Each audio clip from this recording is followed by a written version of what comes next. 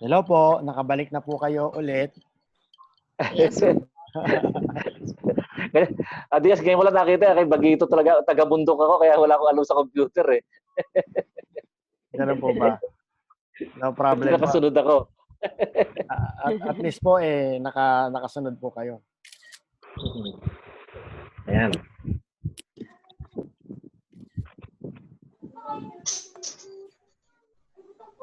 Okay. Sino po yung break one? Sino po yung break room 1? Sino po yung mga break room 1? Meron ba kayong mga katanungan? Ay, hindi ko pala malalaman ba natin kung sino yung break room 1, 2, 3, and 4? Basta lang na kami, Pastor. Okay. Present na lang, Pastor, pag binanggit yung ano. Okay.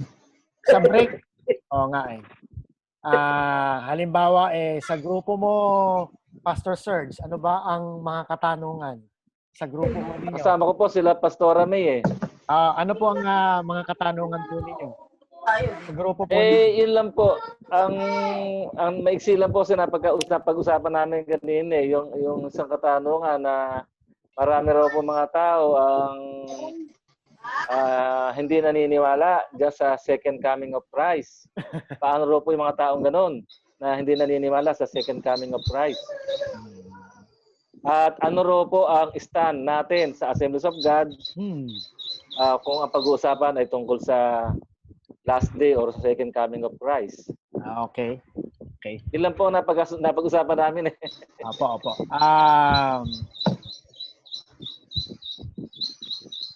Ano po sabihin po natin, isa sa mga puso ng Kristiyanong pananampalataya ay yung muling pagbabalik ng ating Panginoong Hesus. Tama po. At tutukuyin po natin yan. Tapos, ano daw po ang stand ng Assemblies of God. Okay. So, mapapasadahan po natin yan. But, sa usapin po ng pag-aaral po ng teolohiya, hindi lamang po natin titingnan yung ating pong tradisyon, titingnan din po natin ano ang sinasabi po ng salita po ng Diyos. Okay? So, more than knowing our tradition, we have to understand what the Bible is telling us on a particular theology. Okay. So, yan po. Titingnan po natin. Excuse lang po, baka meron po magkatabi na cellphone dyan na ano. Oo nga, paki-mute lang muna. Paki-mute muna kayo. Mag-mute muna kayo. Okay, mute lang muna. Pag tinawag ko na lang yung pangalan po ninyo, saka na lang kayo mag-speak. Okay. Yung grupo nila, Pastor Jason. Sino bang Pastor Jason, yung sa grupo mo? Ano bang mga katanungan? Ha? Nakapunta kami ni Pastor Boy sa mga bagets eh. Millennial. Si Pastora Sara. Okay. Ano bang usapan doon? Napag-usapan lang po yung sa pagbabalik ng Panginoon. Kasama po dyan yung tribulation kung nasa na tayo ngayon. Kung ano na yung nakakapa natin or yung stand natin. Pangkaraniwan yun lang naman po, Pastor. Tama. Nasa Great Tribulation na ba tayo? Okay. Yan ang mga katanungan po natin. Tama po yan. Okay. Sino pa? Okay. Yung ibang grupo. Yung grupo ninyo Genesis o sino bang mga nakagrupo mo Genesis or Diyan ba si Genesis? Okay. Pastora Ella, sino ba yung kagrupo ninyo? Pastor, kami po nila Pastor Sarah, Pastor Malen, at saka si Pastor Jim and Yes. Pastor Cornel. Napag-usapan po namin yung question na yung mga, halimbawa kagaya po nitong nangyayari pong pandemic, ay part na ba ito ng signs of the last days? And yung question din ni Pastor Malen, kung halimbawa po sa judgment, ano daw ba ang procedure, kung magla-line up, alphabetically ba, or by age, ganun lang po. Tapos, na-share naman ni Pastor Jim na dapat nga daw po as AOG, alam natin kung ano yung stand natin with regards sa dito po sa last days eschatology. So parang ano lang po, ganun lang din po kagaya din ang sinabi ni Pastor Cornelio na bilang believers talaga dapat may alam po tayo, may preparation po tayo sa mga bagay na mangyayari. And then parang na-share din yan ni Pastor Sara yung excitement nga po kapag yung mangyayari po na yung darating po talaga yun na blessed hope natin doon po sa rapture na mangyayari. Salamat po, Pastora Ella. Okay. So, titingnan po natin how the scripture presented to us, yung detailed po ba? Gaya nung katanungan, paano ba yung the great white throne judgment? No? Alphabetical ba ang pagbibigay ng reward? Alphabetical ba ang pagbibigay ng penalty? Something like that. Yan. So, titingnan po natin yung ganyang mga bagay.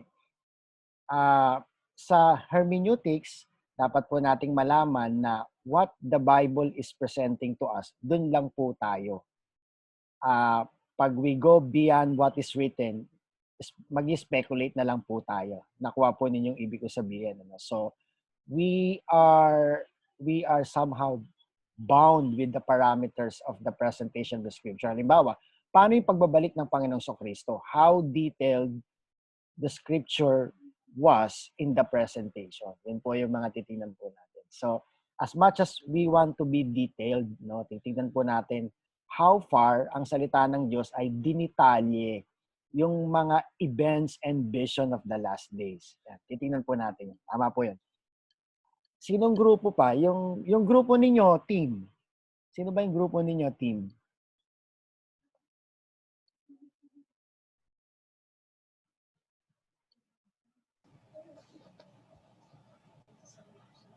Sila Pastor Boyet po yata yun eh. Kasama rin ba kayo doon? Pastor Boyet, Pastor Jason? Yata. Ang kasama ko po si Pastor Jason, si Pastor si okay. Pastor Sara. So mukhang ibang Okay. grupo si Brother Tim. Sige, Tim, ano na pag-usapan niyo? Yun sa amin po, ano lang po eh, may nag-bring up yung concerning dun sa, yun nga po, yung sa Alpha and Omega lang na nabanggit dun sa particular verse sa Revelation. Na parang ang sinasabi niya, Pastor, is parang ang nagsasalita ba nito si Jesus, gano'n. I am the Alpha and Alpha Omega. and the Omega. Kasi nung binanggit yung I am the Alpha and the Omega sa Revelation, ang konteksto nun, si John was commanded by the Lord na kanyang Yes, po. isulat yung mga vision. Yes. Na habang nandoon siya sa Boracay, Patmos, isla ng Yes, po. Patmos. Yan. Tama. Okay, titingnan natin. Meron pa po bang group na hindi ko nabanggit? Halos nabanggit na po ba? Okay. So, ang lahat po ng mga question nyo na yan ay well taken po yan and sisikapin po natin in our presentation na ma-address po yung ganyang mga bagay. So, tandaan po natin, pauna lamang po, what we're going to do dito po sa ating eschatology class is to examine the biblical passages. Nakuha po nyo, no? primarily, titingnan natin yung tinuturo ng Panginoong Jesus, tinuturo ng mga apostol, tinuturo ng propeta, ng mga lumang tipan, mga propeta ng lumang tipan, patungkol po sa mga kaganapan that surrounds last days and last things. Primarily, doon po tayo, nakuha po nyo. Ngayon, hindi rin naman natin maitatanggi na dapat din nating makita where our tradition stands. Nakuha po ninyo? Okay? So, for example, ang tradition po natin, Assemblies of God. Saan nakatayo? Ano ang pananaw? Ano ang kaisipan ng ating tradisyon? Okay. So, but we have to realize when we study theology, hindi lang tayo bounded with our tradition. Okay? Bagamat we belong to a certain tradition, we say na ang Assemblies of God, meron siyang tradition, okay, patungkol sa usapin ng eschatology. Tama po, no? Okay? But more than that, dapat makita din po natin anong sinasabi ng salita ng Diyos patungkol sa mga huling kaganapan ng mga huling araw. So, what I'm trying to say, our approach here is primarily kailangan nating saliksikin at tuklasin ang salita ng Diyos. Ano ba ang kanyang aral patungkol sa mga kaganapan sa huling araw? Okay? Yun ang una nating gagawing pag-aaral. So, our primary source about to develop eschatology is the scripture. Tama po? Bagamat hindi naman natin pwedeng hindi tingnan yung ating tradisyon. So, if we put matter of priority as source of doing eschatology, syempre priority may salita ng Diyos. Tapos yung tradisyon natin.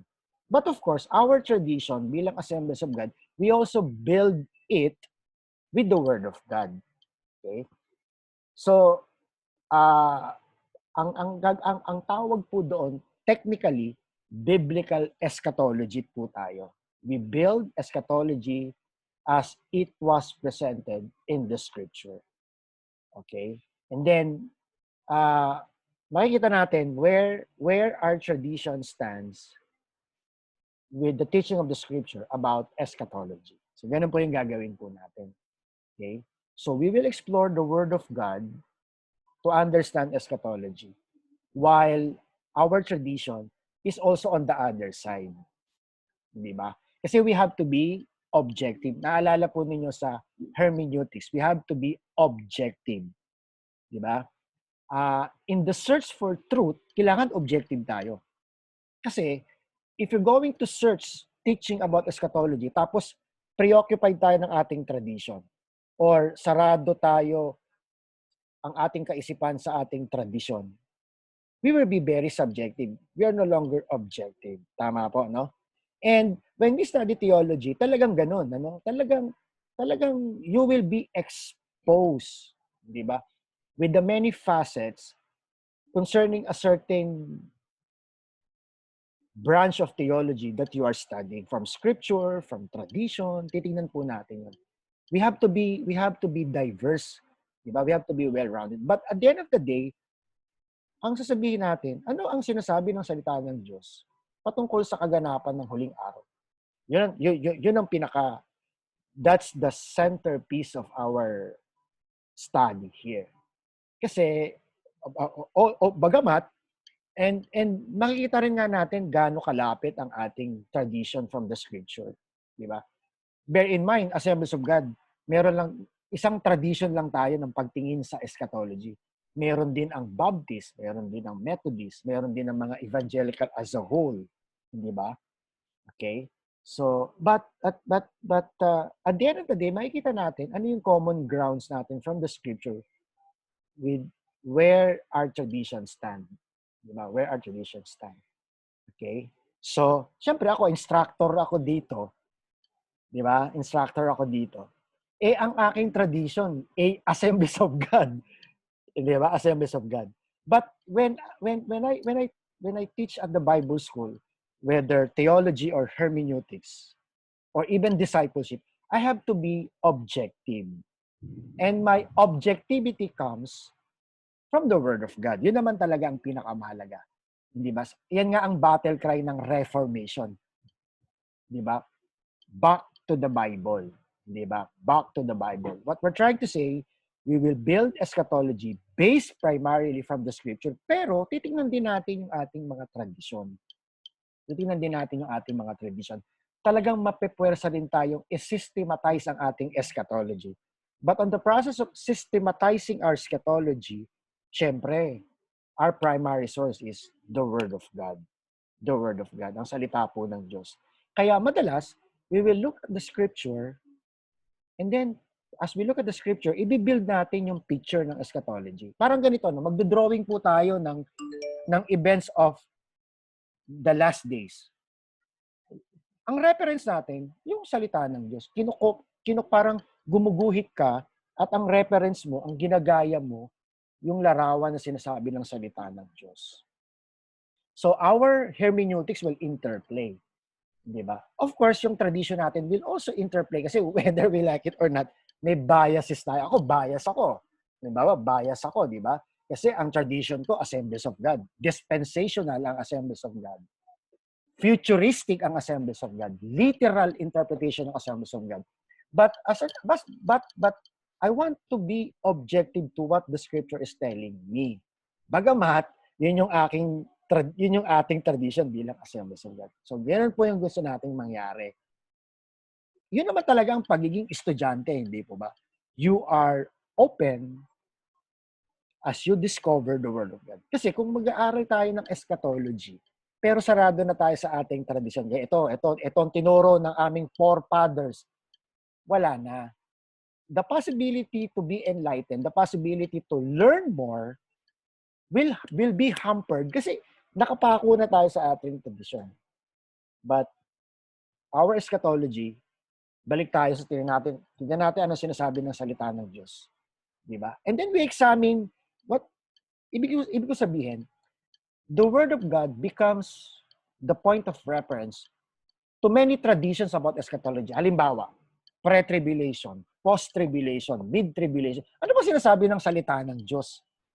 Diba? What the Scripture is telling us about the traditions of such as pre-tribulation, mid-tribulation, post-tribulation. Diba? Ngayon, tanungin ko kayo, pre-trib ka ba, mid-trib ka ba, post-trib ka ba? The proper answer is, ano bang sinasabi ng salita ng Diyos to where we should stand? Pre-trib ba tayo? Mid-trib ba tayo? Post-trib ba tayo? Nakuha po ninyo? Pag dumating ang Panginoong Kristo, at the coming of the Lord Jesus Christ, meron na namang magkahiwalay na tradisyon. Ang isang tradisyon sinasabi, rapture and revelation. Dual phase ang pagbabalik ni Kristo. But other traditions say, single event lang. Walang rapture, walang revelation. Pagbalik ni Kristo, yan. Ganyan na. Ngayon, we examine those diverse tradition in manner of the parousia or the second coming of Christ. Tingnan natin, ano ba sinasabi ng salita ng Diyos? Dual stage ba ang pagbabalik ni Kristo? Rapture, revelation? Or one-time event lang? Ngayon, saan ka pupunta? To what tradition you going to follow? Now, how would you defend your claim? Halimbawa, dual stages of the coming of the Lord. Rapture, revelation. Paano mo didepensahan yan? Didepensahan mo yan sa salita ng Diyos, siyempre, di ba? Yan ang ibig nating sabihin. So, yun lang. Kaya, we want to see the Scripture so that we will be able to build eschatology to what the Scripture is telling us as much as we want. So, by the grace of God, sa biyaya ng Banal na Espiritu, magawa natin ang ganyang mga bagay. Okay? Sige. Balik lang po ako sa aking share screen. Okay? So, stay mute lang po kayo, no? Okay. So, part of our introduction, of course, ano ang ibig sabihin ng eschatology? Yun po yung una. Bakit mahalaga ang pag-aaral ng mga huling araw? Okay? How do we classify eschatology? And furthermore, what could be those orientations surrounding eschatology? Okay, tingnan po natin. So, it's basically, the meaning of eschatology is the study of the last things. Ano mang pag-aaral na may kinalaman sa mangyayari sa huling araw, okay, mula sa payak na paliwanag na yun po ang eschatology. Furthermore, eschatology is any inquiry concerning the consummation of history o yung pagtatapos ng kasaysayan or the completion of God's working in the world. So that's eschatology, no? Yung pagtutuklas kung paanong wawakasan ng Panginoon ayon sa kanyang plano ang kasaysayan. Paanong magtatapos ang kasaysayan ayon sa kalooban ng Diyos. So any studies to understand how the history ends in the sovereign plan of God, yan ay eschatology. Okay. What are the importance of eschatology? So, merong mga bagay-bagay na nagbibigay ng kahalagahan sa pag-aaral ng mga kaganapan sa huling araw. One is yung tinatawag nating technology's progress. So, nakakapagtaka, no, ang tinatawag na mabilis na progress ng technology in the world today. Okay. We say na yung technology becomes an infrastructure, okay, ng evangelism sa panahon ngayon natin. So, yung mabilis na progress of technology today necessitate to understand the last days. Okay? Secondly, the global crisis, the threat of global crisis against human race. Okay? Halimbawa, itong nangyayaring current pandemic na threat sa existence ng mga tao. So, ang mga crisis na nangyayari ngayon globally ay nagtutulak sa atin na aralin natin ang mga kaganapan ng huling araw. Could it be the current pandemic is a precursor or signs of the times na the day of the Lord is very, very near or very imminent? Diba? So we have to realize na there are certain events will happen prior to the day of the Lord. Ito bang pandemyang ito ay isa sa mga senyales na nalalapit na ang pagbabalik ng Panginoon. Di ba? Merong tinatawag ngayon Cold War ang Amerika at ang China. Di ba? Itong wars and rumors of wars. So mapapansin natin, itong mga crisis that's happening in the world ay nagtutulak sa atin na, teka, mag-isip na tayo. Ano ba ang magaganap sa mga huling araw? Thirdly, we study eschatology because it's the reference of our hope and comfort. Okay? Kung sa pag-aaral ng 1 Thessalonians, yung first letter ni Paul para sa mga taga-Thessalonica, mapapansin natin at the end ng bawat pagtuturo ni Pablo in matters of eschatology, palagi niyang sinasabi, these are point of edification. These are point of encouragement. Having said that, magandang mag-aral ng eschatology dahil pag-asa at pag-aaliw ang dulot nito, lalo na sa mga mananampalataya. Okay? The fourth matter, the rise of nations. Okay? So makikita natin sa panahon ngayon na nagkakaroon na ng shift of powers na pupunta na sa mga nagra-rise na yung mga third world country. Before, nasa Europe, okay, nasa America, ang powerful nation. Ngayon, nag-shift na papunta ng Asia. This shifting of powers, this rise of nations, ay nagbibigay sa atin ng senyales na papalapit yung day of the Lord. Okay? Papunta tayo doon sa, baka nga makakita na tayo ng a glimpse, para bang the rise of nations, giving us the idea of a glimpse of one world government. And alam natin, isa yan sa mga signs of the times.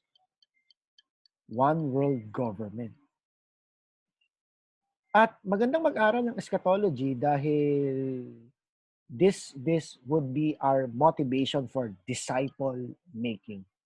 Remember, our mission as a church is to make disciple. Okay? And we are on the last days, di ba?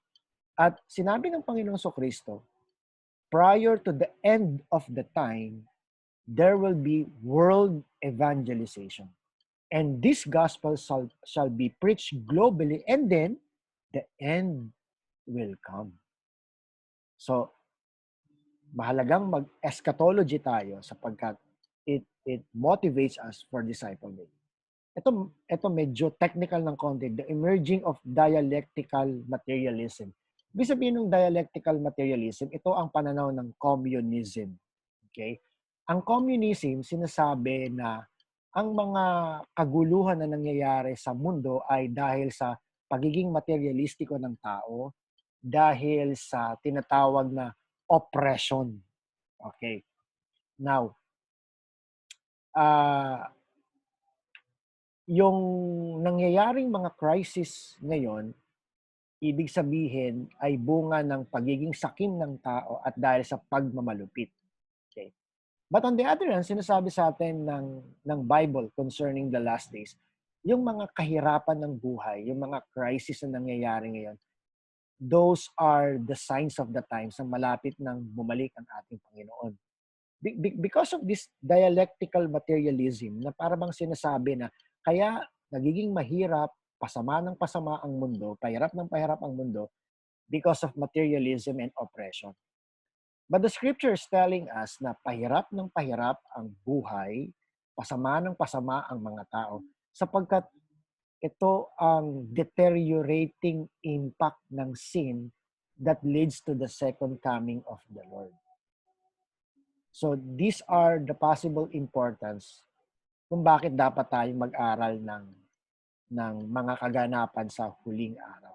Okay. How do we classify eschatology?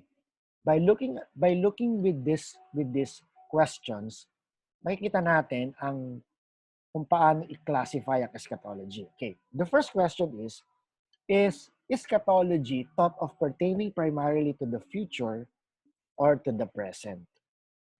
Okay? Ang usapin ba ng eschatology ay para sa kinabukasan o para sa presenteng kalalagayan? Okay? Under this classification of eschatology, merong 4 na kaisipan. Ang unang kaisipan, yung futuristic view. Ibig sabihin, the events and the vision concerning the last days are not yet happening. Mangyayari pa lang. Future. Okay. The preterist view says, yung events, yung vision of the last days na sinasabi ng salita na already ito ay naganap na, no? Yan ang pananaw ng preterist view. Okay? Yan ang pananaw ng preterist view. Meron ding isang pananaw na ang eschatological events and vision ay historical. Ibig sabihin na yung bawat events and vision of the last days historically fulfilled. Halimbawa, si Ellen G. White, noong daw 1914, accordingly, bumalik na ang Panginoon spiritually. Yan ang sinasabi ni Ellen G. White. Meron din tinatawag na the idealist. The idealist view, hindi siya concerned kung sa future mangyayari yung mga hula o nangyari na yung mga kaganapan na yan, okay, or mangyayari sa kasaysayan. Ang kanyang concern ay ano ang mensahe ng mga events and vision of eschatology, the idealist. So, the idealist does not concern themselves, the idealist does not concern themselves with the time frame of the fulfillment of any event surrounding eschatology, surrounding the end times. Okay? But the idealists look to what the message with these events, with this teaching surrounding last days. Okay, idealist. Okay. Now, more on dito sa classification na ito, more on ang ating tradition is more on the futuristic view. So the futuristic view, ang pagtingin sa mga prophecy, vision, and events about last days, hindi pa nagaganap. Not yet. Okay. Future nga eh, di ba? Coming soon. Di ba? Aabangan pa natin, hindi pa nagaganap. Okay, for example, second coming, hindi pa yan nagaganap. Okay. Pero ang preterist, sinasabi, naganap na yung pagbabalik ng ating Panginoon. Already, the Lord is reigning spiritually. Okay. Historical view, sabi naman ni Ellen G. White noong 1914, bumalik na raw ang ating Panginoon. The idealist, hindi siya concerned when would be the second coming, but what is the message of the second coming that impacts our faith as a believer. Okay. Another classification is the view of the future of life here on earth primarily optimistic or pessimistic. Okay. Ang sinasabi ng ganitong classification about eschatology ay ang buhay ba dito sa mundo ay mapapabuti pa ba? Optimistic or lalala? Pessimistic. Okay. But if you're going to examine the scripture, lalo na sa Romans chapter 8, kung babasahin mo yon, lalo na sa verse 20, parang ang sinasabi ni Pablo, maging sa 1 Timothy, no, merong siyang implication that life here on earth, medyo pessimistic ang pagtingin. Ibig sabihin, lalala, no? Lalong masisira, lalong mabubulok. Okay? Well, sabi ni Pablo, di ba, ang tao ay patuloy na magiging pasama ng pasama ang mga tao. Ang mundo ay pabulok na pabulok, pasira ng pasira. Romans chapter 8 verse 20.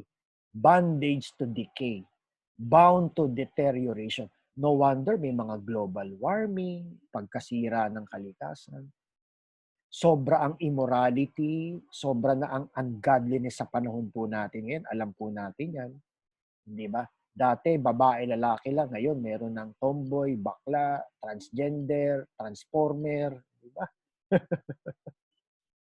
Di ba? Okay.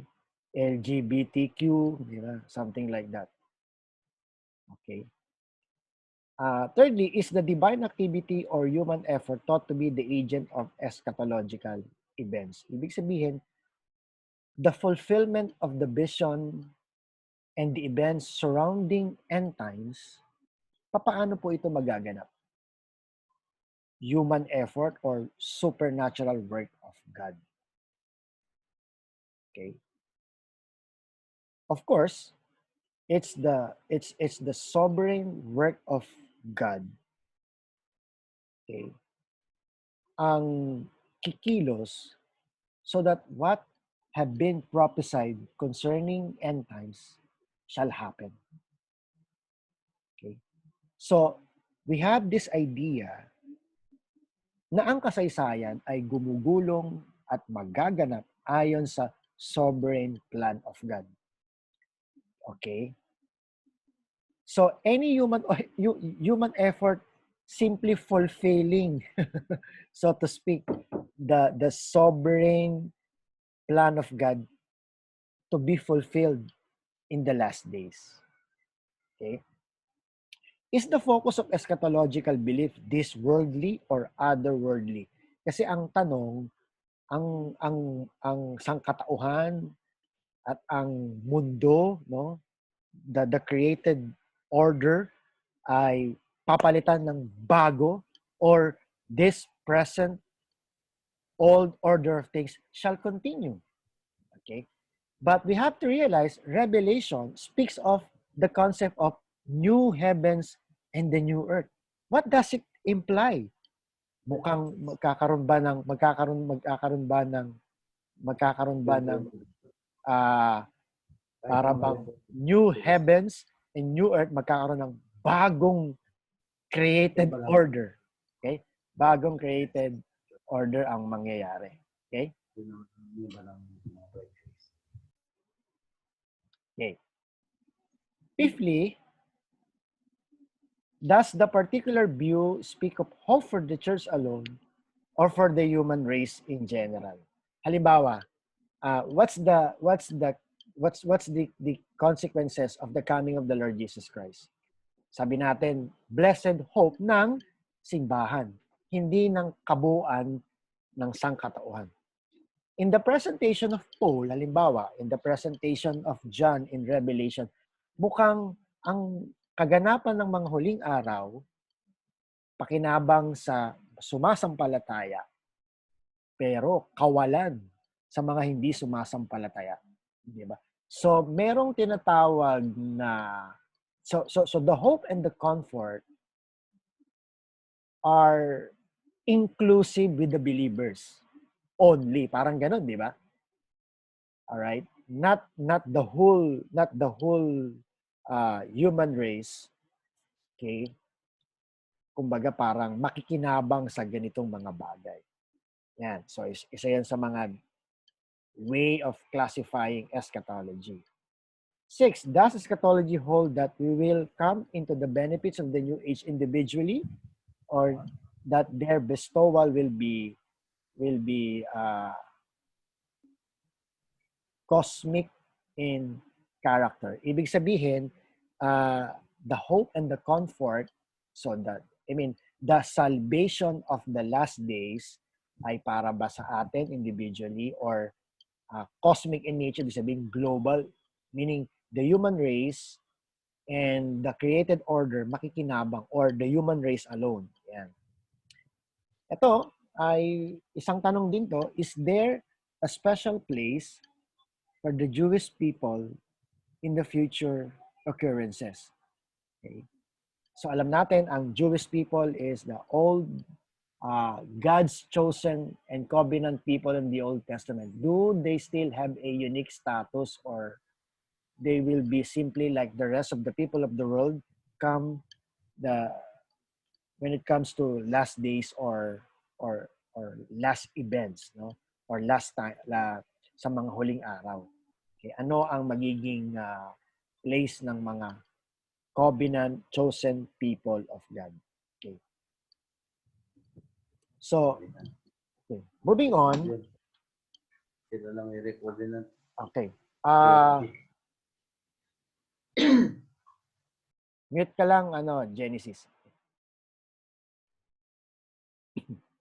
There are two major orientation of eschatology, no? There are two major orientation of eschatology.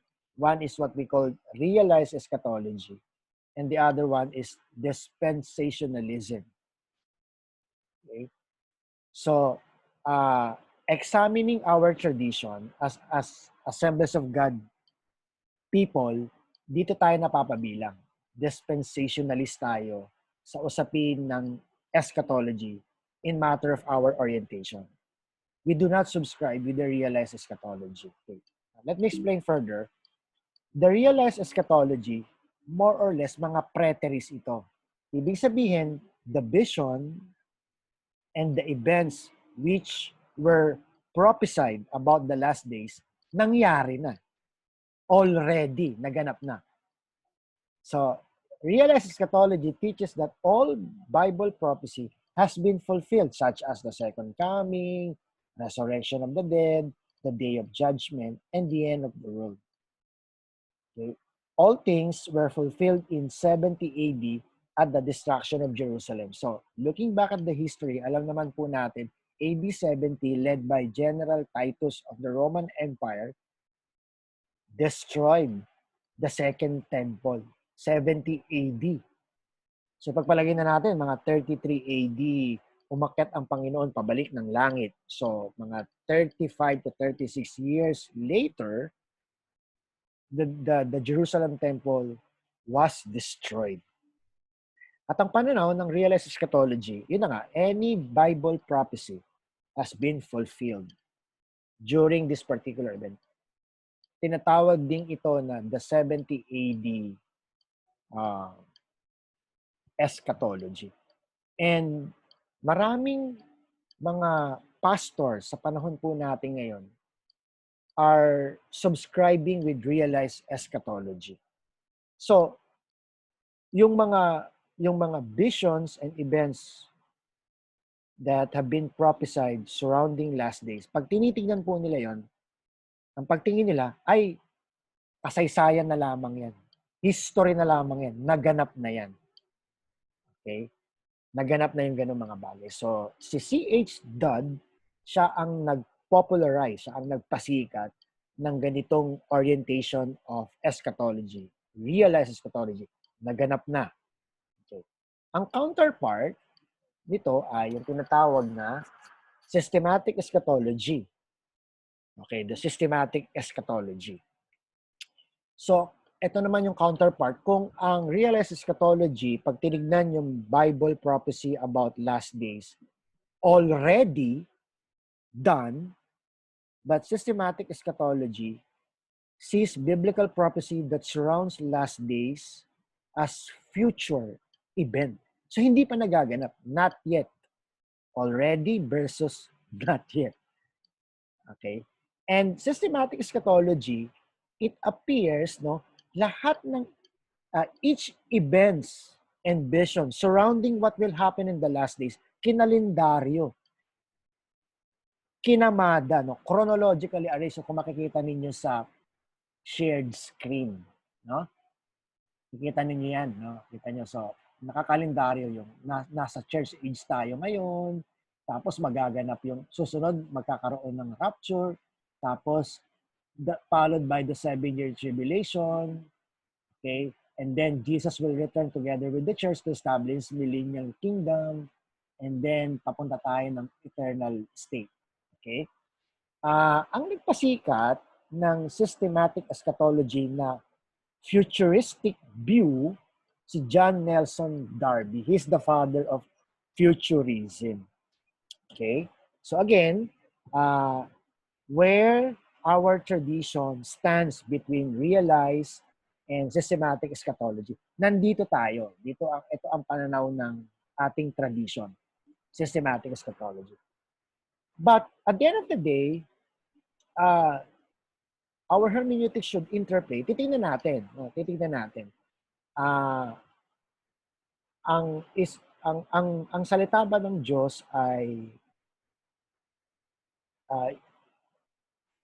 the events and the vision of the last days should be seen as chronological events na mangyayari yung rapture, tapos sunod yung Great Tribulation, tapos Millennial Kingdom, tapos yung eternal state. Like what we are seeing in the presentation. Or, mangyayari to in one unified event. Tapos na. Ganun lang.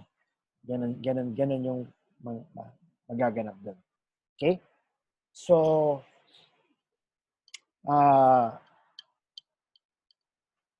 ito po ang gagawin po natin for the following days. No? You will read, ang magiging po natin kasing textbook ay Christian Theology by Miller J. Erickson. So you will simply read and reflect on the conclusion regarding eschatology. Ito po ang module 1 or worksheet number 1. So ipapadala ko po sa inyo ang PDF copy ng worksheet 1, yung pong pages 1164 to 1165 from the book Christian Theology. Siguro ipopost ko na lang po sa group chat po natin sapagkat ano lang naman to maliit lang ang file nito, no? Tapos, you just read, excuse me, and reflect on the conclusions regarding eschatology. Okay. And then, next week, ito pong pag-uusapan po natin. Individual eschatology. Pag-uusapan po natin ang kamatayan at intermediate state, or what would be the condition of human being after they have died. No? So, individual eschatology is very indispensable in the understanding of eschatology. No? Sapagkat sa eschatology, pag-uusapan natin yung theology of the resurrection of the believers and the unbelievers. Yan, pag-uusapan po natin yan. No? Yung saan mapupunta ang immaterial part ng tao when they died, so pag-uusapan po natin yan. Kaya po, bahagi ng eschatology yung usapin ng kamatayan at intermediate state. Okay?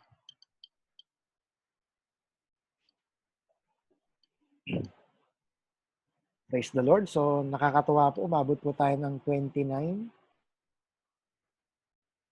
Okay? Umabot po tayo ng